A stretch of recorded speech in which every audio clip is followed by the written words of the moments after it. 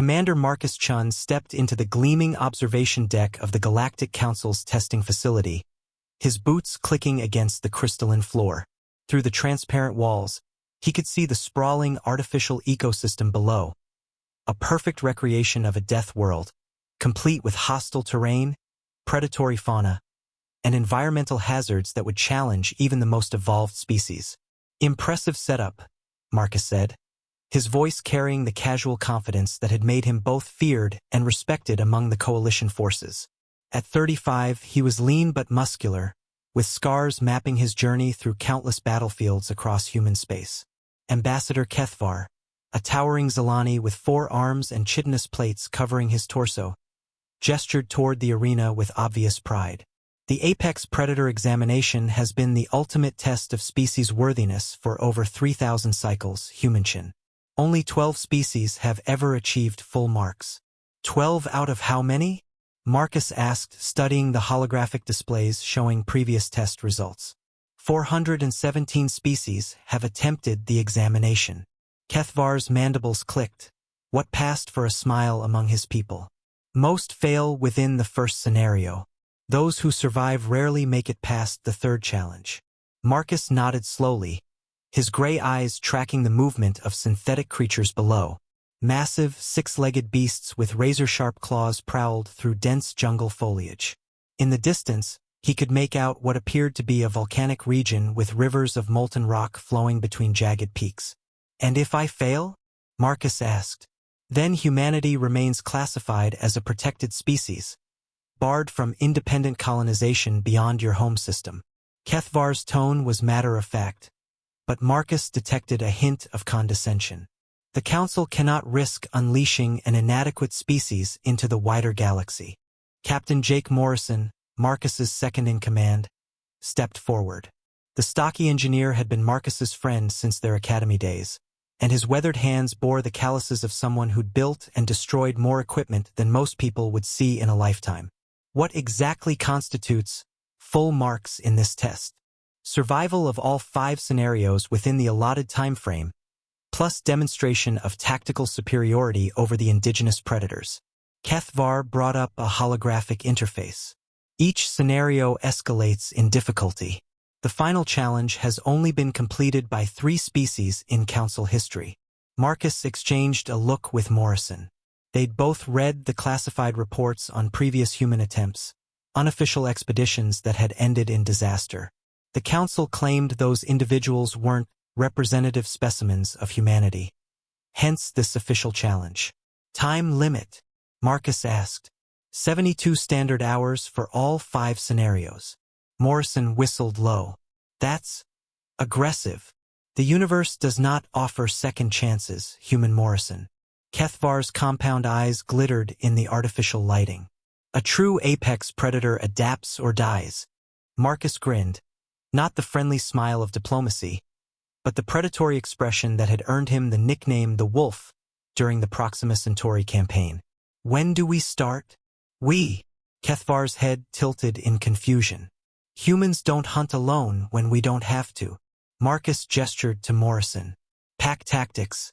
You did say this was a test of species capability, not individual performance." The ambassador consulted his data pad, mandibles clicking rapidly. "The parameters allow for up to 3 representatives per species, though no species has ever requested multiple participants." "Then you're about to see why humans conquered a death world." Marcus turned to Morrison. "Call Rodriguez. Tell him to get his ass up here with full kit." Morrison was already activating his comm unit. "Staff Sergeant Elena Rodriguez. Report to Observation Deck 7. Priority Alpha." Within minutes, the 3rd member of their team arrived. Rodriguez was compact and deadly, with the fluid movements of someone who'd spent her career in hostile environments. Her dark eyes swept the arena analytically as Marcus briefed her. 5 scenarios, escalating difficulty, 72 hours. She nodded grimly. "What kind of opposition are we looking at?" Kethvar activated the display.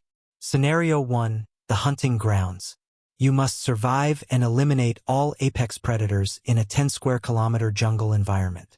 Current record holder, Vorthak Empire, Completion time 43 standard hours. Scenario 2, the Gauntlet. Navigate a canyon system while being hunted by aerial predators and avoiding environmental hazards. Record, Kasari Collective, 31 hours. Scenario 3, the Depths. Underwater survival and combat in an aquatic environment with hostile marine life. Record, Aquani's Commonwealth, 27 hours. Scenario 4, the Frozen Hunt. Arctic survival while stalking and eliminating a creature that has never been successfully killed by previous test subjects. Marcus raised an eyebrow. Never been killed?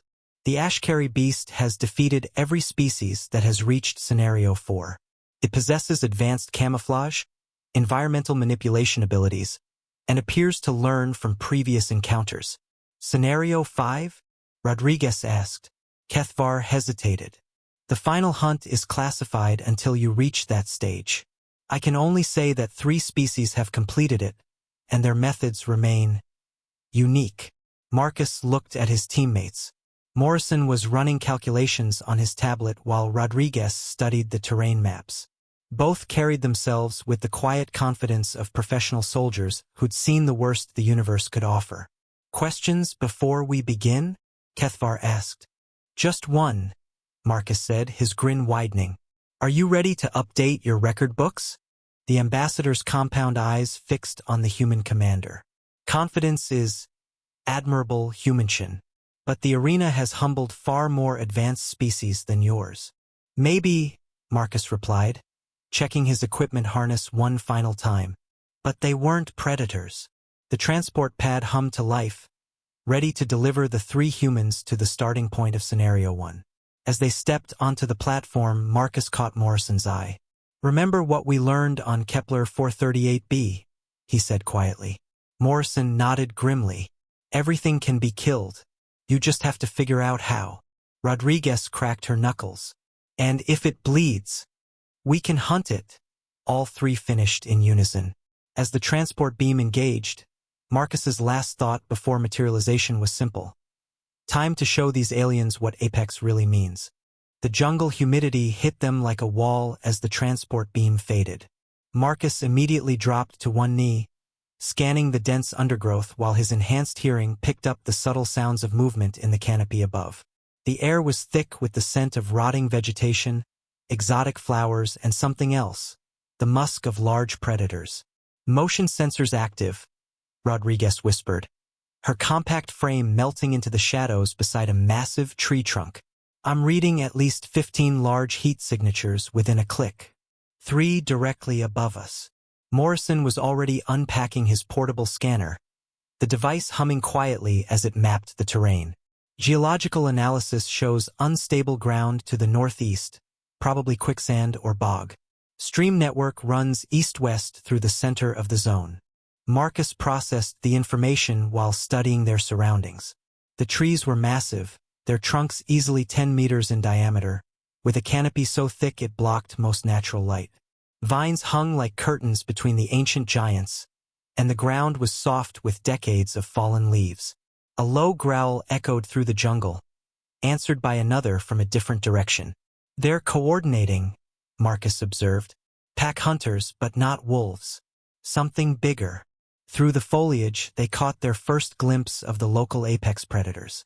The creature that emerged from behind a cluster of ferns stood nearly 3 meters tall at the shoulder. Its hide was mottled green and brown, providing perfect camouflage in the dappled jungle light. 6 powerful legs ended in claws that could shred steel, and its elongated skull housed rows of serrated teeth. Zelakari pack hunters, Morrison read from his scanner. Synthetic creatures based on the apex predators of Zelak Prime. Pack size typically 8 to 12 individuals, highly intelligent tool users. As if to demonstrate the last point, the creature picked up a fallen branch with its front claws and hurled it at their position with surprising accuracy. The improvised spear struck the tree behind Rodriguez with enough force to embed itself 3 inches into the bark. Definitely not your average predator, Rodriguez muttered, shifting to a better firing position. Marcus held up a hand for patience. Through his tactical implant, he could see heat signatures moving through the jungle. a complex flanking maneuver designed to surround their position. But the aliens had made one crucial error in their assumptions about human behavior. "They're hunting us like prey," he said quietly into his calm. "Standard predator tactics. Isolate, surround, overwhelm. Problem is," Morrison added, checking his weapon's charge, "we're not prey."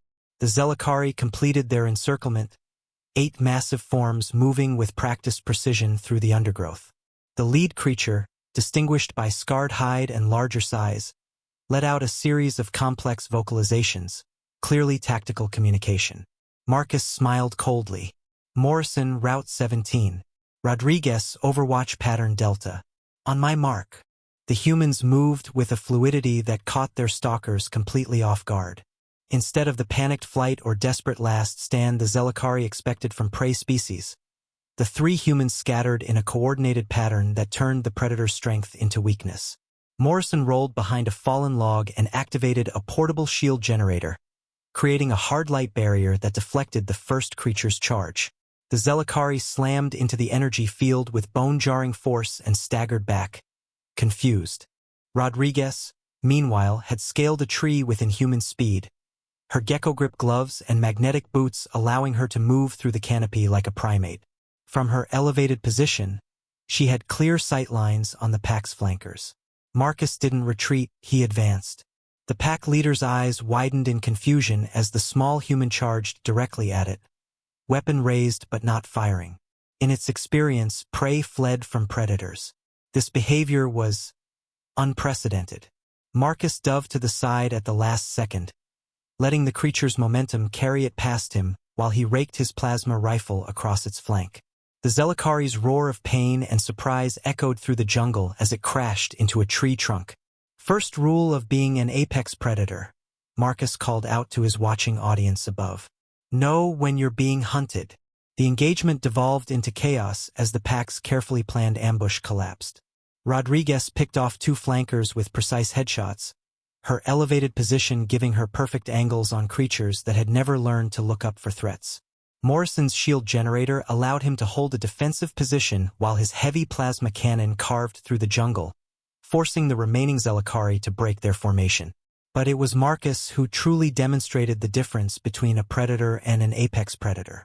Instead of maintaining distance like a normal prey species, he closed with the pack leader in hand-to-hand combat. The creature's size advantage became meaningless in the dense undergrowth, while Marcus's superior agility and tactical thinking allowed him to stay inside its reach. The pack leader's death blow came from an unexpected angle. Marcus had used the creature's own thrown spear against it, driving the improvised weapon through a gap in its armored hide. As the massive predator collapsed, the remaining Zelakari froze in confusion. They had never encountered prey that killed the alpha. "Scenario 1 complete," came Kethvar's voice through their comms. Elapsed time, 17 minutes, 37 seconds. New record. In the observation deck, Ambassador Kethvar stared at the displays in disbelief. The previous record had stood for centuries, held by the Vortak Empire, a species of natural-born warriors who had required nearly 2 full days to clear the same scenario. "How?" His aide, a young Zelani named Thekmor, whispered. Kethvar replayed the engagement, studying the humans' tactical decisions. "They didn't behave like prey," he said slowly. "Every species we've tested treats the Zelakari as a superior predator to be avoided or endured. These humans treated them like prey," Thekmor finished. On the jungle floor, Marcus was already studying the terrain map for Scenario 2, while Rodriguez collected weapon upgrades from the fallen Zelakari. Morrison's scanner was mapping the canyon system they could see in the distance. "Ready for round 2? Marcus asked his team. "Sir," Rodriguez replied, checking her gear. "I think they just figured out they're not testing us." Morrison looked up from his readings. "What do you mean?" Marcus's predatory grin returned as he watched the canyon's aerial predators circling in the distance. "We're testing them." The canyon stretched before them like a wound in the earth, its red stone walls rising over 200 meters on either side. Ancient waterfalls had carved intricate passages through the rock, creating a maze of narrow ledges, hidden caves, and precarious bridges of stone. The air currents between the walls created an ideal hunting ground for the aerial predators circling overhead. Thermal imaging shows at least 20 hostiles in the air, Rodriguez reported, her scanner tracking the heat signatures above. They're maintaining altitude, waiting for us to enter the killing field. Morrison studied the geological data flowing across his display. Canyons got 3 main routes to the exit.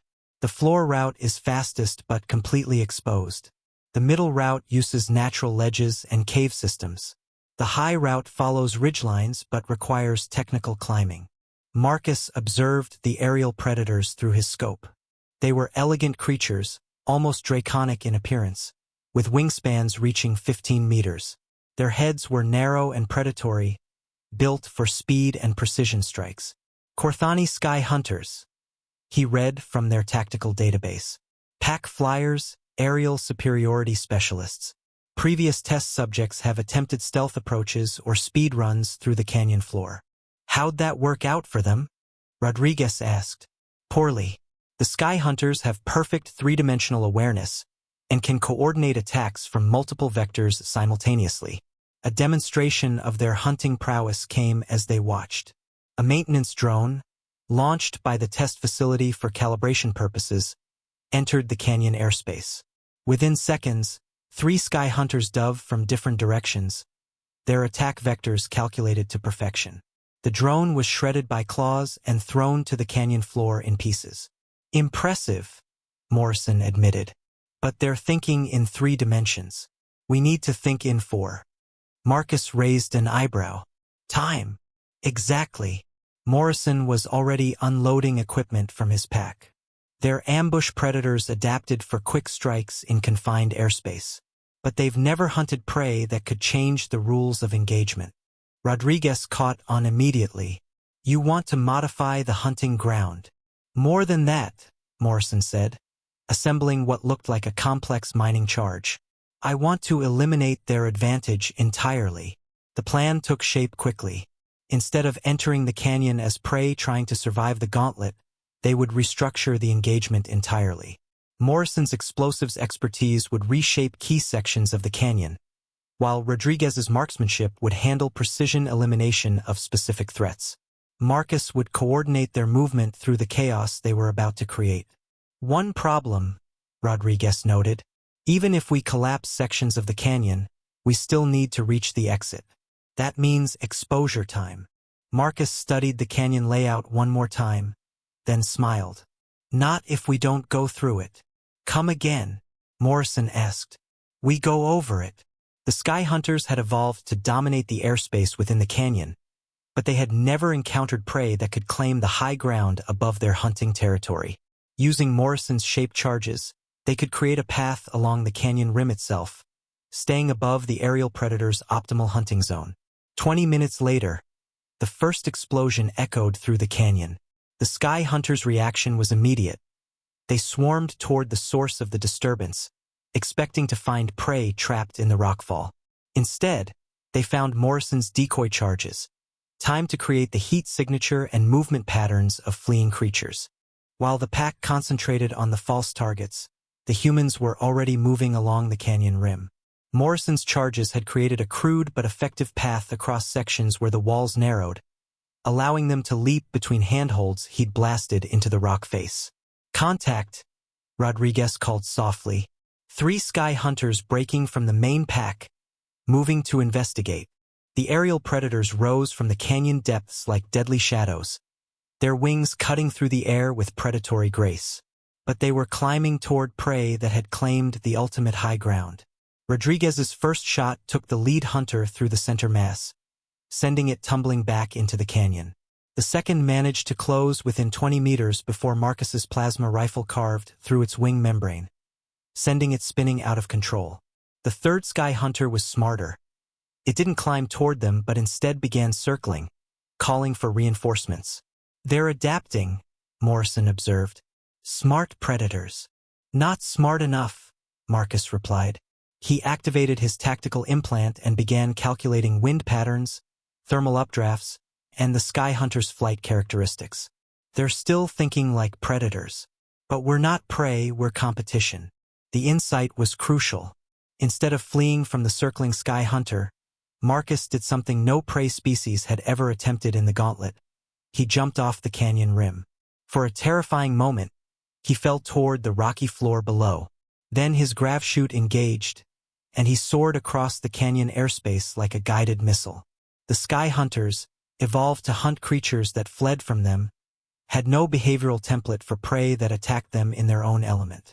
Marcus landed on a narrow ledge halfway across the canyon and immediately began moving. His team provided covering fire from above while he placed Morrison's remaining charges at strategic points along the canyon wall. When detonated, they would create a chain reaction that would reshape the entire hunting ground. Charges set. Marcus called through his comm, "Light it up." The explosion was spectacular. Sections of the canyon wall collapsed in carefully controlled patterns, creating new paths while simultaneously blocking others. Most importantly, the falling debris created a dust cloud that negated the sky hunter's perfect visibility advantage. In the chaos, the three humans moved like ghosts through the transformed landscape. They had turned the gauntlet from a predator's hunting ground into an environment where human tactical superiority could dominate. The final sky hunter fell to a coordinated crossfire as the humans reached the canyon exit. The entire engagement had taken less than 30 minutes. Scenario 2 complete. Kethvar's voice carried a note of disbelief. Elapsed time: 28 minutes, 15 seconds. New record. In the observation deck, the ambassador was reviewing the tactical analysis with growing concern. "They didn't just survive the gauntlet," he said slowly. "They demolished it." His aide pulled up historical records. No species has ever modified the testing environment to this degree. The humans didn't adapt to the challenge. They adapted the challenge to themselves. Kethvar's compound eyes focused on the humans below, who were already preparing for Scenario 3. What kind of species doesn't fear superior predators? The answer was becoming increasingly clear. A species that had never encountered a superior predator. On the canyon floor, Marcus checked their equipment status. The next challenge would take them underwater, an environment where human advantages would be reduced. But Rodriguez was already studying the aquatic predators visible through the transparent walls of the underwater section. "Those aren't the biggest fish in that pond," she observed.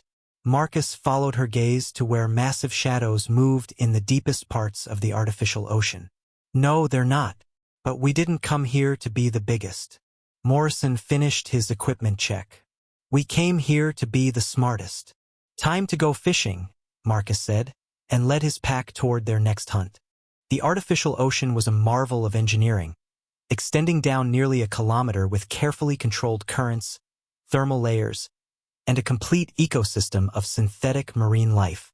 As the transport beam deposited them on a small artificial island in the center, Marcus immediately noted the tactical challenges.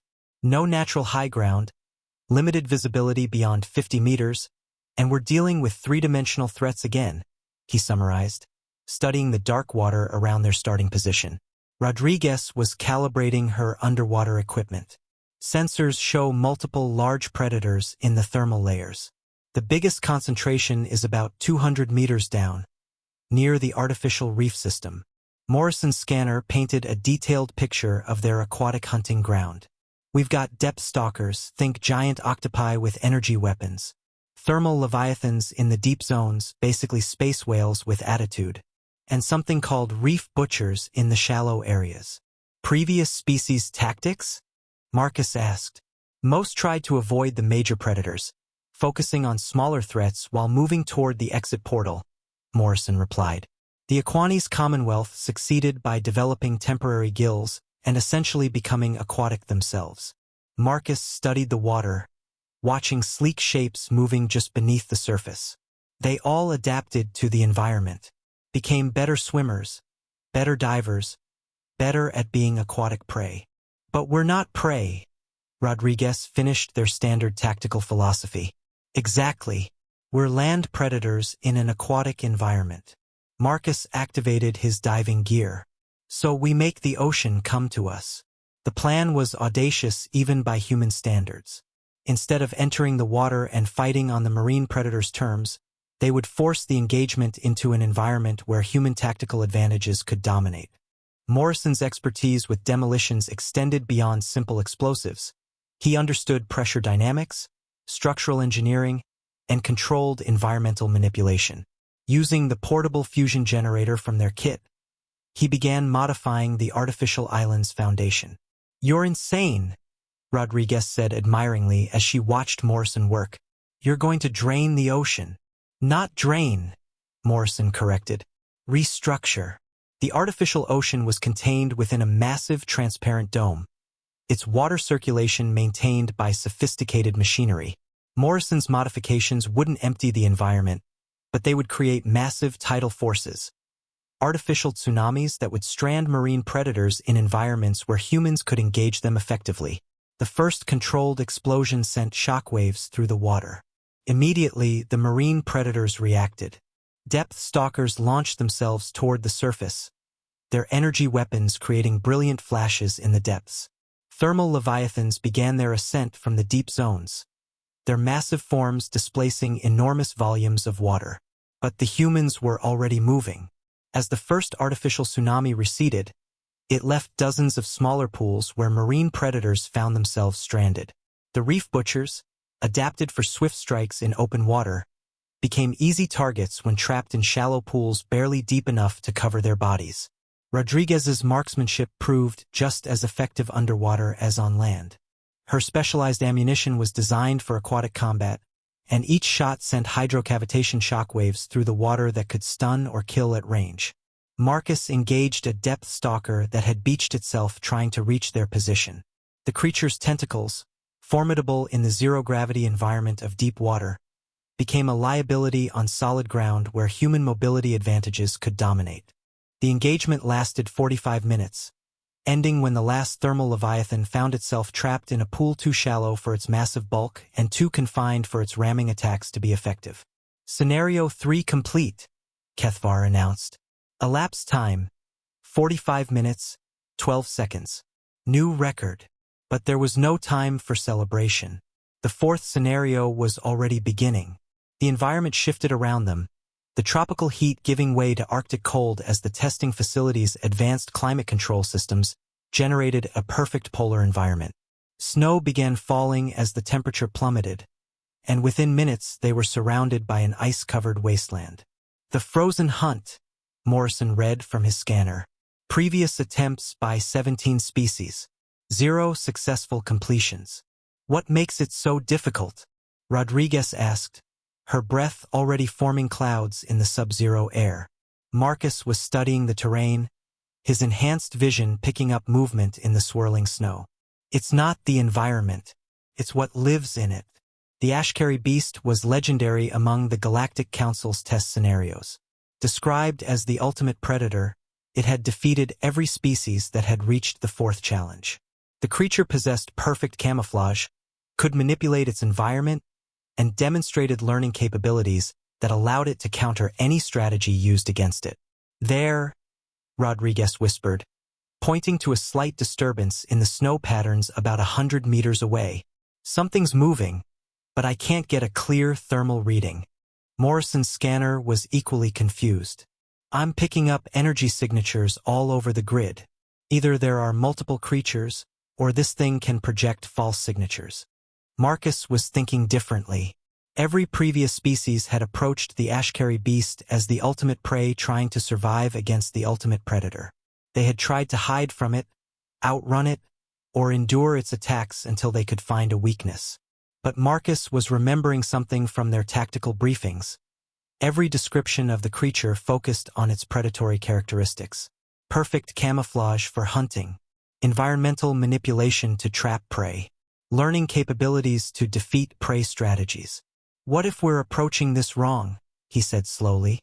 "What if the Ashkari Beast isn't the ultimate predator because it's the strongest or fastest or smartest? Then what makes it ultimate?" Morrison asked. Marcus smiled grimly. "What if it's ultimate because it's never been hunted?" The insight was profound. The Ashkari Beast had evolved to be the perfect predator in an environment where it was always the hunter, never the prey. Every species that had faced it had tried to survive its attacks. None had ever tried to attack it. "We're going to hunt the ultimate predator," Rodriguez said, understanding immediately. More than that, Marcus replied. We're going to teach it what it feels like to be prey. The hunt began with a simple change in behavior. Instead of defensive positions, they spread out in an aggressive search pattern. Instead of waiting for the creature to attack them, they began tracking it. Morrison's sensors, Rodriguez's marksmanship, and Marcus's tactical coordination created a hunting pack that the Ashkari Beast had never encountered. For the first time in its existence, the ultimate predator found itself being stalked. The creature's first instinct was confusion. Its prey was behaving like predators, coordinating their movement, trying to flank it. This was unprecedented. When the beast finally revealed itself, rising from what had appeared to be solid snow, it found itself facing not cowering prey but 3 humans with weapons trained on its position. The creature was magnificent, 3 meters tall, with adaptive camouflage that shifted colors and patterns like living art. Its limbs were perfectly adapted for the Arctic environment, and its movements showed the fluid grace of an apex predator. But it had never been prey before. Marcus's first shot was intentionally non-lethal, designed to wound and drive the creature toward Rodriguez's position. The beast, experiencing injury for the first time, reacted with shock rather than tactical adjustment. Rodriguez's shot hurted it toward Morrison, who had prepared a trap using their remaining explosives. When the creature reached the kill zone, it found itself caught in a coordinated attack from 3 vectors simultaneously. The Ashkari Beast's death was almost anticlimactic. It had spent its existence as the ultimate predator, never learning how to be hunted, never developing strategies for survival when it became the target rather than the hunter. Scenario 4 complete. Kethvar's voice was barely a whisper. Elapsed time, 37 minutes, 21 seconds. First successful completion in Council history. In the observation deck, Ambassador Kethvar was staring at the tactical analysis in shock. His aide had gone completely silent. They killed the Ashkari Beast, Thekmor finally whispered. They did more than that, Kethvar replied slowly. They turned it into prey. On the frozen battlefield, Marcus was checking their equipment status. One more scenario remained, and the countdown showed they still had over 60 hours remaining of their original 72-hour time limit. Think they'll actually give us something challenging for the finale? Rodriguez asked. Morrison was reviewing the environmental readings. After what we just did, I think they're terrified of what we might do next. Marcus looked up at the observation deck, where he could see the silhouettes of their alien audience. His predatory grin was sharper than ever. Good, he said. Fear is the beginning of wisdom. The environment around them shifted one final time, but this transformation was different from the others. Instead of a carefully constructed ecosystem, they found themselves in what appeared to be a perfect replica of an ancient Colosseum, with towering stone walls and multiple levels of seating filled with holographic spectators from dozens of different species. The final hunt, Marcus said, reading the information that appeared on their tactical displays. Single combat against the champions of the 3 species who completed this scenario before us. Rodriguez studied the arena layout. Synthetic recreations of their greatest warriors, using advanced AI to replicate their tactical patterns, physical capabilities, and combat styles. Morrison's scanner was analyzing their opponents. First champion, Vorthak Prime Warrior, representing a species of natural warriors with enhanced strength and regenerative capabilities. Second champion, Kesari Battlesage, representing a hive mind species with perfect tactical coordination. Third champion, Aquani's Depth Lord, representing an aquatic species with advanced biotechnology integration. 3-on-3, Marcus observed. At least they're giving us fair odds. But as he studied the arena more carefully, Marcus realized the final challenge was more complex than simple combat. The 3 champions weren't just representative warriors. They were exemplars of the different evolutionary paths that had led their species to apex predator status. The Vorthak had achieved dominance through raw physical superiority. The Kesari through collective intelligence and tactical perfection. The Aquanis through biotechnological adaptation and environmental mastery. Each represented a different answer to the question, what makes an apex predator? They want to know which evolutionary path is superior, Marcus realized. Individual strength, collective intelligence, or adaptive technology.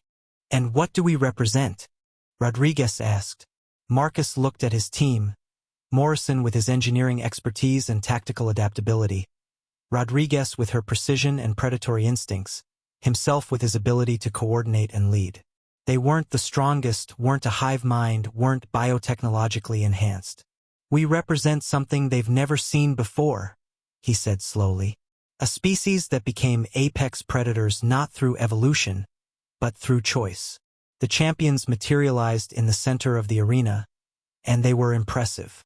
The Vorthak Prime Warrior stood over 2.5 meters tall, with muscle mass that would have made a gorilla jealous and skin that looked like living armor. The Kesari battle sage appeared to be a single individual but moved with the perfect coordination of a hive mind, its 4 arms wielding weapons with mathematical precision. The Aquani's Depth Lord was clearly adapted for both land and sea combat, with biotechnological implants that enhanced its natural capabilities to superhuman levels. Impressive, Morrison admitted. They're optimized for different combat environments and strategies. But optimization is also limitation, Marcus replied. They're each perfect for their chosen evolutionary path. We're adaptable to all paths. The challenge began not with a charge or formal combat initiation, but with each side studying the other. The champions had the tactical data from every previous final hunt. They knew how to defeat other apex predators. But humans had never reached this scenario before. The Vorthak champion attacked first, its massive form moving with surprising speed across the arena floor. It had clearly faced the other 2 champions before and knew their capabilities. But it had never faced humans. Rodriguez's response was perfect. Instead of engaging in direct combat where the creature's physical advantages would dominate, she used the arena's architecture to create distance and angle advantages. Her shots were precisely placed to exploit the gaps in the creature's natural armor, while staying mobile enough to avoid its devastating counterattacks. Meanwhile, Morrison engaged the Kesari battle sage, whose hive mind tactics allowed it to predict and counter traditional combat strategies. But Morrison wasn't using traditional strategies, he was improvising, using the arena environment and his engineering expertise to create weapons and tactical advantages on the fly. Marcus faced the Aquani's Depth Lord, whose biotechnological enhancements allowed it to adapt in real time to different combat situations. But adaptation required time and information, and Marcus was providing neither. His attacks were unpredictable, switching between different weapons, tactics, and approaches faster than the creature could adapt. But the real battle wasn't 3 separate engagements. It was the interaction between all 6 combatants. The champions were used to fighting individually, each representing their species' evolutionary pinnacle. The humans fought as a pack, supporting each other and creating tactical advantages that no individual, no matter how evolved, could match. Rodriguez, drive yours toward Morrison's position, Marcus called out, dodging a biotechnological blade that shifted its molecular structure mid-swing. Copy, hurting the giant toward the smart one, Rodriguez replied, her shots forcing the Vorthak champion to move in the desired direction. Morrison, when they converge.